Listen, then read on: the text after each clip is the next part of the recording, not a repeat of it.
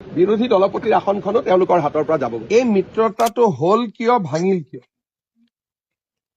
মুছলমান য'ত 90% আছে মিয়া মুছলমান, সেই চিট কেইটাৰ কাৰণে নহয় জানো? তাৰমানে দুইটা পাৰ্টিৰ এতিয়া ভোট বেংক হৈছে মিয়া মুছলমান। আমাক তেওঁলোকে পাহৰিল। যদি কাজিয়াখন যোৰহাট ডিব্ৰুগড়ক লৈ লাগিলেহেঁতেন মনটো ভাল লাগিলহেঁতেন। কাজিয়াখন জনীয়া বাগবৰক লৈ লাগি আছে।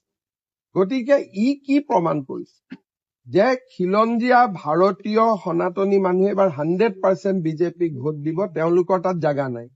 যি 22টা চিটত আমি যাব নোৱাৰো তাতে তেওঁলোকে খোৱা কামোৰা কৰি আছে।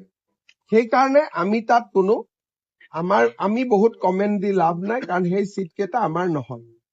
আপুনি কৈছে খোৱা কামত লাগিছে, তেওঁলোকৰ ভিতৰৰ পৰা ইতিমধ্যে কাজিয়া দেখা গৈছে। নহয়, খোৱা কামোৰা তেওঁলোকৰ লাগি থাকিব। ধৰক যদি যিকোনো জাগাত 22টা চিট যদি কংগ্ৰেছে নলয়, যদি অখিল গগৈক 4টা দিয়ে, জাতীয় পৰিষদক 1টা দিয়ে, 22টাৰ পৰা পৰ্বত জৰাটো হাগ্ৰামা মহিলাৰী জিকিবই। গতিকে 22টাৰ পৰা কেইটা কমি গল? 6টাটো কমিয়ে গল। 6টা কমি যোৱাৰ লগে লগে 16টা হল। লিডাৰ অফ অপজিশ্যন পোষ্টটো পাবৰ কাৰণে তেওঁলোকে 6টা খিলঞ্জীয়া চিট জিকিব লাগিব। আৰু আজি কংগ্ৰেছৰ কাৰণে এইটো সহজ নহয়। সেইকাৰণে ৰাইজৰ দল আৰু এজেপিয়ে স্পীকাৰক কলেও নহব যে আমি কংগ্ৰেছক সহায় কৰিছো, এওঁক বিৰোধী দলপতি দিয়ক।